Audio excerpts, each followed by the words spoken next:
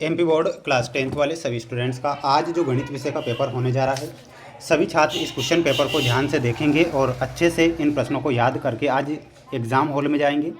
My dear friends, ये पूरा का पूरा पेपर आज आपको परीक्षा में देखने को मिल जाएगा, इसलिए आप पूरा पेपर ध्यान से देख कर ही जाएँ। जो विद्यार्थी हमारे साथ नए जुड़े हैं तो माय डियर फ्रेंड्स, आप चैनल को सब्सक्राइब जरूर करके रखें। 5 बजे आपकी आंसर शीट मेरे द्वारा बता दी जाएगी, तो बिल्कुल आप सभी बच्चों को चैनल के साथ जुड़ना है।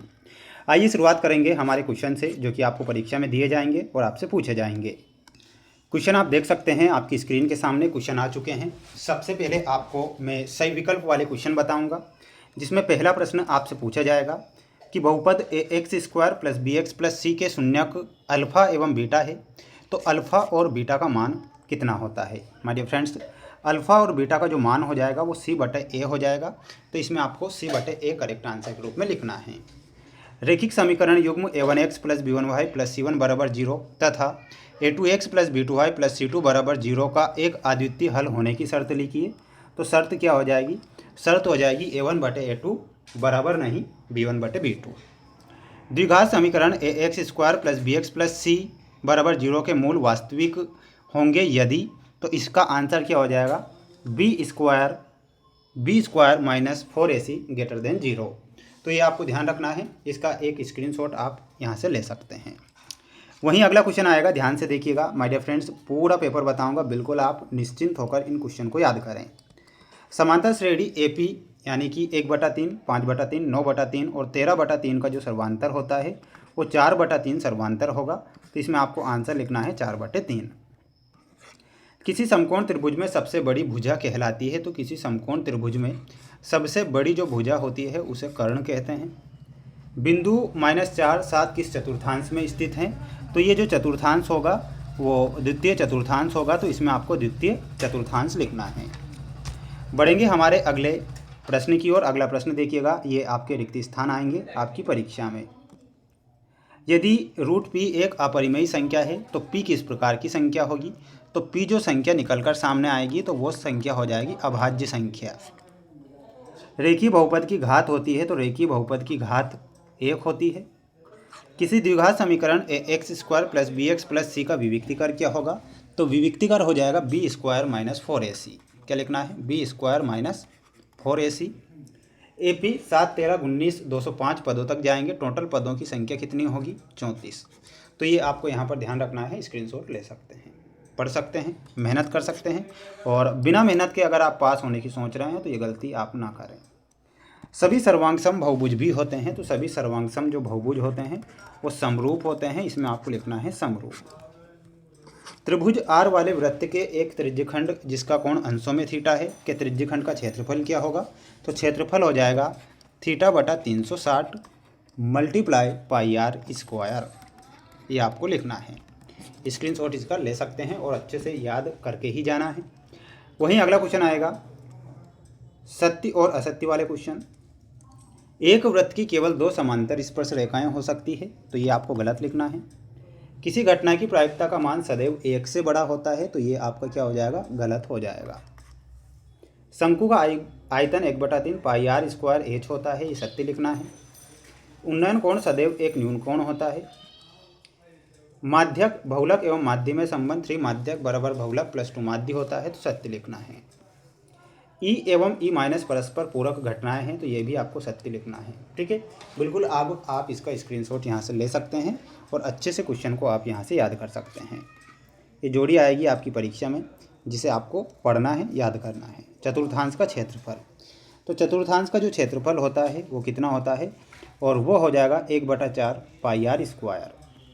वर्ग का क्षेत्रफल में आपको मिलाना रहेगा भुजा का वर्ग। अवनमन कोण में आपका अवनत कोण होगा। tan 30 डिग्री बटा कोट 60 डिग्री का मान कितना होता है? तो 1 होता है इसका मान। sin² 20 डिग्री + cos² 20 डिग्री का मान 1 होता है। वहीं cos थीटा बटा sin थीटा का मान क्या हो जाएगा? कोट थीटा हो जाएगा। तो इसमें आंसर आपको मिलाना है ऑप्शन नंबर A से। तो ये जोड़ी भी आपकी कंप्लीट हुई। बढ़ेंगे अगले क्वेश्चन की ओर। अगला क्वेश्चन है, किसी AP के n पदों का योग ज्ञात करने का सूत्र लिखिए। तो सूत्र क्या हो जाएगा? इसमें आपको लिखना है SN = n/2 का होल स्क्वायर। ध्यान से देखना है, 2a plus bracket n-1 d का होल स्क्वायर। थेल्स का प्रमेय या आधारभूत समानुपातिक प्रमेय का कथन लिखिए। तो कथन क्या होता है, किसी त्रिभुज की एक भुजा के समांतर अन्य दो भुजाओं को प्रतिच्छेद करने के लिए एक रेखा खींची जाए तो ये भुजाएं एक ही अनुपात में विभाजित हो जाती है। स्पर्श रेखा और स्पर्श बिंदु से जाने वाली त्रिज्या के बीच बने कोण की जो माप होती है वो कितनी होती है, इसमें लिखना है 90 डिग्री। एक वृत्त की कितनी स्पर्श रेखाएं हो सकती है, तो एक वृत्त की अनेक स्पर्श रेखाएं हो सकती है। एक वृत्तखंड का क्षेत्रफल ज्ञात करने का सूत्र क्या होता है, तो सूत्र आपको लिखना है वृत्तखंड का क्षेत्रफल बराबर संगत त्रिज्यखंड का क्षेत्रफल माइनस संगत त्रिभुज का क्षेत्रफल।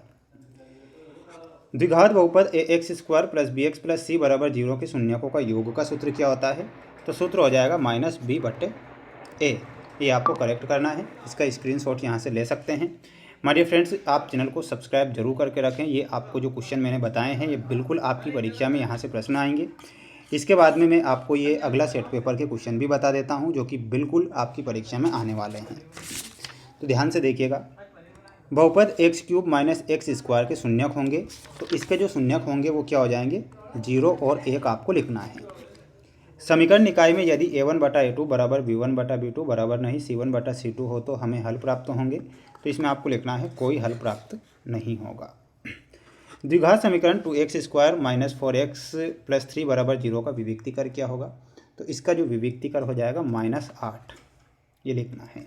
नेक्स्ट देख लीजिए, AP 2, 7, 10 और इसका 10वां जो पद होता है वो 47 इसका 10वां पद होगा, तो ये आपको लिखना है। अगला देख लीजिएगा, ये अगला क्वेश्चन है। 13 सेंटीमीटर, 12 सेंटीमीटर, 5 सेंटीमीटर भुजाओं वाले त्रिभुज का प्रकार कैसा होता है, तो वो समकोण त्रिभुज होता है। तो इसमें आपको लिखना है समकोण त्रिभुज।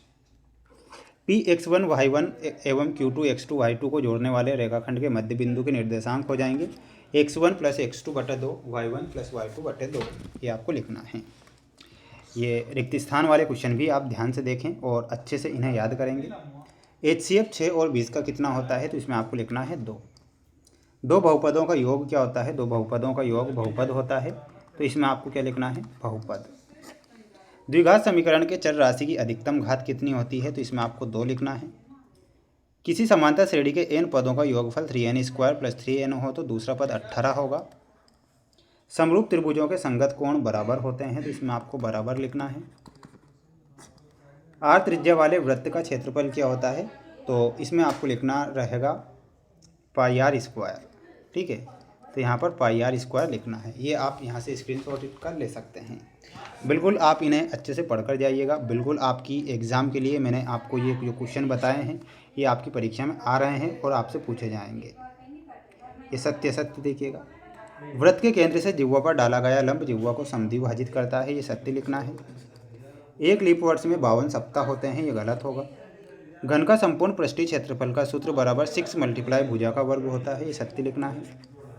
किसी समय पर मीनार की ऊंचाई एवं उसकी छाया की लंबाई समान है जब सूर्य का उन्नयन कोण 45 डिग्री का।